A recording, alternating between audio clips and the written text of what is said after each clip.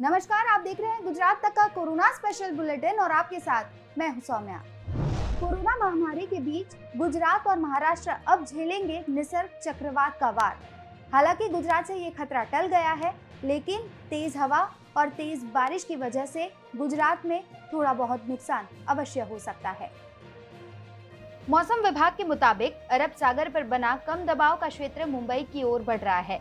इसकी गति 11 किलोमीटर प्रति घंटा है, लेकिन इसके तूफान में बदलते ही हवा की गति 120 किलोमीटर प्रति घंटा हो सकती है।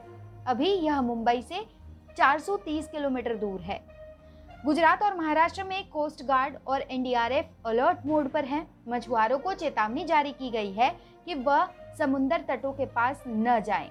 साथ ही लोगों को घरों में बाहर न निकलने की सलाह दी गई है। मौसम विभाग ने दोनों ही सूबों में 48 घंटे के लिए रेड अलर्ट जारी किया है। महाराष्ट्र और गुजरात सरकार ने चक्रवात निसर्ग साइक्लोन को देखते हुए तटीय इलाकों में एनडीआरएफ की टीमों को तैनात कर दिया है। हालांकि खुशी की बात यह है कि यह खतरा गुजरात से टल गया है, लेकिन तेज हवा और बारिश की वजह से नुकसान होने की संभावनाएं भी बताई जा रही हैं। पहले साइक्लोन बनेगा, उसके बाद सीवियर साइक्लोन बनेगा। देन अभी जो मूवमेंट है नेक्स्ट फ्यू आवर्स के लिए नॉर्थवर्ड मूवमेंट है, उत्तरी दिशा में चलेगा। उसके बाद रिकर्व करेगा नॉर्थ ईस्ट।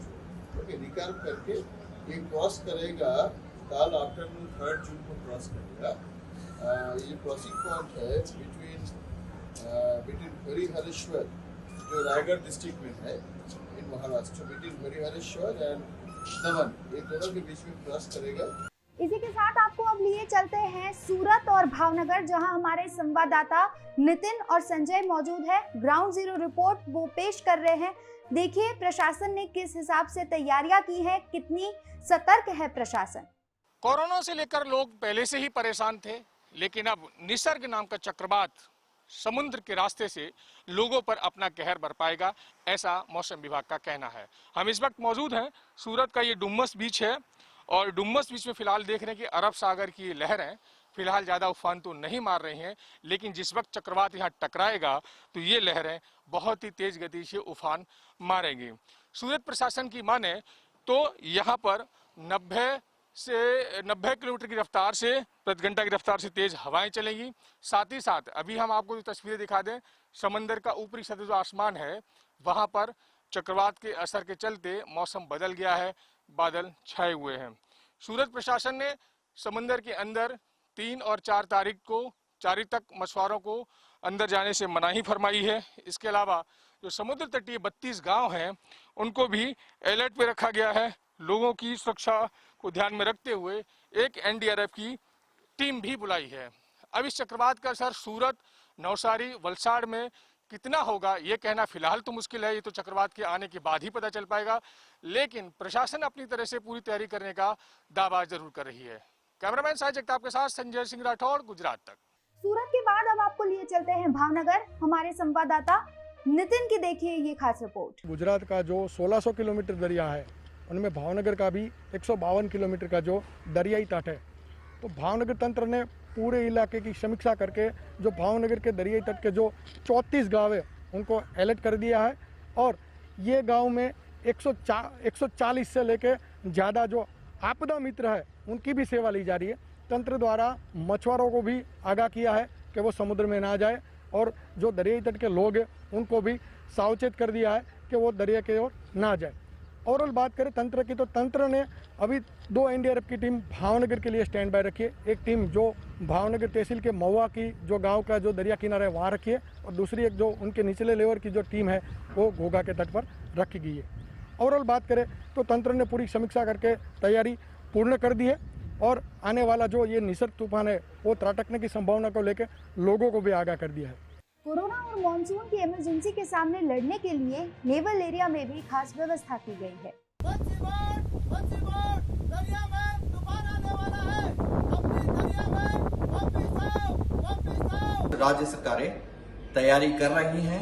ऐसे में तटरक्षक क्षेत्रीय मुख्यालय उत्तर पश्चिम गांधीनगर भी राज्य सरकार, मत्स्य विभाग, गुजरात मैरीटाइम बोर्ड एवं आपदा निबंधन विभाग के साथ मिलकर काम कर रहा है। मौसम विभाग ने पिछले हफ्ते निसर्ग चक्रवात की अरब सागर में बनने की सूचना दी। ऐसे में तटरक्षक के जहाज एवं हवाई जहाज ने मछुआरों को घर वापस लौटने की रेडियो द्वारा सलाह दी और मालवाहक जहाजों को भी तट से दूर रहने की, लंगर न डालने की सलाह दी। कोरोना के साथ लड़ने के लिए एनडीआरएफ की टीम भी तैयार है। जाफराबाद के लो लाइन एरिया में एनडीआरएफ की टीम को तैनात किया गया। 23 गांव यहाँ पे हैं जहाँ पे हमें सिविल प्रशासन द्वारा बताया गया जहाँ पे हमें राहत एवं बचाव कार्य की ज़रूरत पड़ सकती है। तो हमारे यहाँ पे 25 लोगों की टीम है जो राहत एवं बचाव कार्य में मदद करेगी सिविल प्रशासन की। जैसे कि अभी महामारी कोरोना का भी चल रहा है तो उसके मद्देनजर भी हमारे पास फुल साजो सामान है कि हम अपना और अपने जो राहत बचाव कार्य करेंगे उनकी सेफ्टी का ध्यान रखते हुए, सोशल डिस्टेंस का ध्यान रखते हुए हम लोगों की मदद करें। एक और कोरोना का कहर और दूसरी ओर बिन मौसम बारिश का कहर जो जूनागढ़ में बरस रही है। जूनागढ़ में बारिश के साथ ओले गिरे, तेज हवा के साथ रिमझिम बारिश की शुरुआत भी हुई है। किसानों की चिंता बढ़ी है क्योंकि बिन मौसम बारिश ने आम की फसल बिगाड़ के रख दी है। आम को नुकसान होने की भी संभावनाएं किसान व्यक्त कर रहे हैं। राजनीतिक गलियारों में सुबह से चर्चा चल रही है कि क्या गुजरात के पूर्व मुख्यमंत्री शंकर सिंह वाघेला ने एनसीपी को छोड़ दिया है। गुजरात राष्ट्रवादी कांग्रेस पार्टी यानी कि एनसीपी में सब कुछ ठीक नहीं चल रहा है। एनसीपी नेता शंकर सिंह वाघेला की पार्टी छोड़ने की खबर है। इसके कयास इसलिए लगाए जा रहे हैं क्योंकि सोमवार को वाघेला ने अपना ट्विटर बायो चेंज कर दिया है।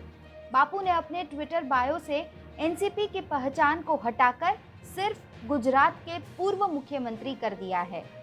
इससे पहले उनके ट्विटर बायो में एनसीपी राष्ट्रीय महासचिव और गुजरात प्रदेश के एनसीपी अध्यक्ष भी लगा था, लेकिन अब उन्होंने गुजरात के पूर्व मुख्यमंत्री के रूप में अपना ट्विटर बायो अपडेट किया है।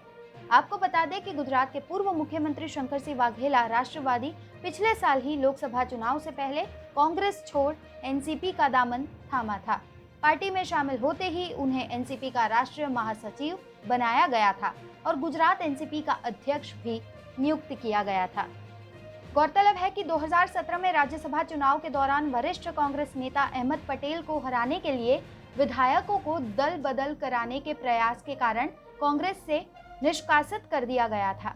एक समय में राष्ट्रीय स्वयंसेवक संघ के सक्रिय सदस्य वाघेला जनसंघ में शामिल हुए थे, जो बाद में अन्य दलों के साथ मिलकर जनता पार्टी बन गई थी और फिर इसमें से भारतीय जनता पार्टी बन गई थी। यानी अब की परिस्थिति को देखकर शायद ये अनुमान लगाया जा सकता है कि शंकर सिंह वाघेला न घर के रहे न घाट के। हालांकि अभी तक उनकी ओर से कोई पुष्टि नहीं की गई है कि उन्होंने पार्टी छोड़ी है या नहीं छोड़ी।